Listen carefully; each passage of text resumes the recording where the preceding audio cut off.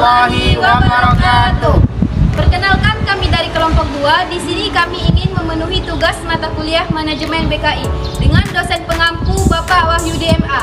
Selamat menyaksikan video dari kami.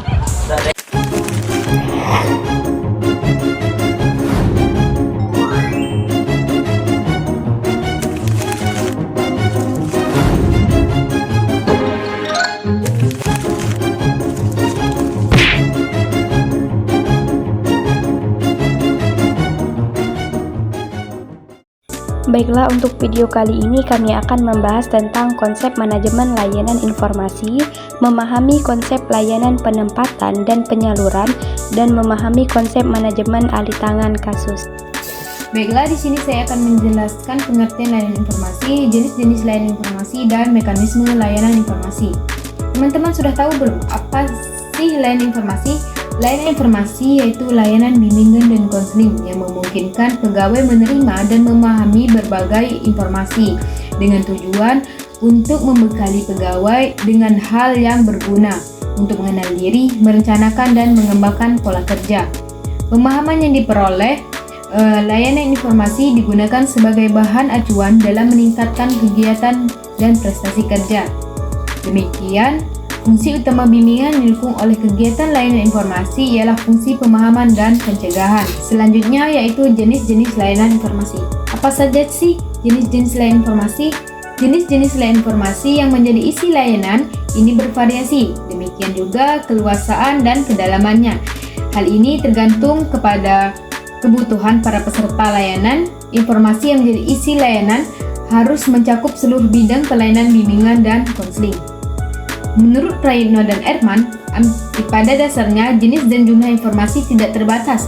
Namun khususnya dalam rangka pelayanan, bimbingan dan konseling hanya akan dibicarakan 3 jenis informasi, yaitu informasi pendidikan, yang kedua informasi jabatan, yang ketiga informasi sosial budaya.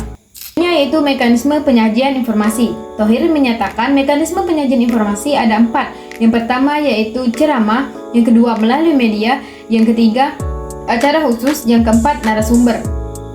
Tokoh yang kedua yaitu Prayitno dan Erman Amti menyatakan mekanisme ada 5. Yang pertama ceramah, yang kedua diskusi, yang ketiga karya seni, yang keempat buku panduan, dan yang kelima konferensi karir.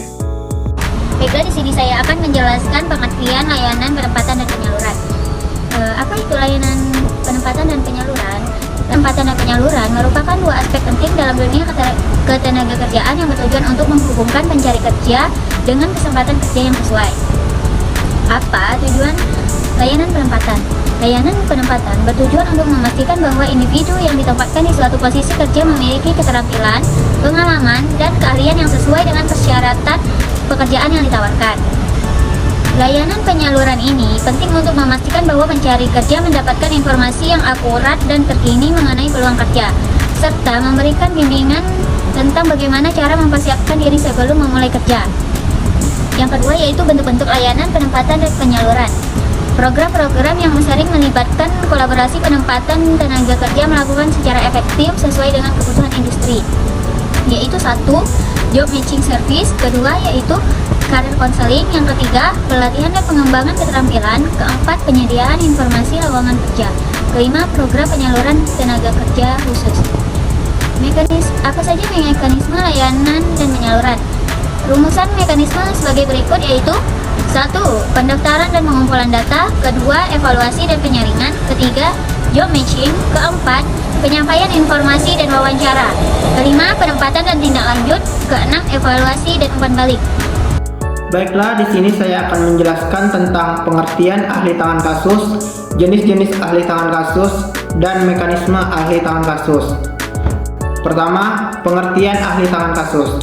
Ahli tangan kasus adalah suatu tindakan pemindahan penanganan individu atau peserta didik ke pihak lain yang sesuai dengan keahlian dan kewenangan, baik di sekolah maupun di luar sekolah. Ahli tangan kasus didominasi oleh fungsi pengentasan. 2. Jenis-jenis ahli tangan kasus. Jenis-jenis ahli tangan kasus ada beberapa. Yang pertama, komunikasi dengan peserta didik atau konseli dan orang tua. Yang kedua, konsultasi dengan kepala sekolah untuk menjelaskan dan memperoleh izin ahli tangan kasus kepada ahli di luar sekolah. Ketiga, mengirimkan peserta didik atau konseli untuk memperoleh layanan ahli.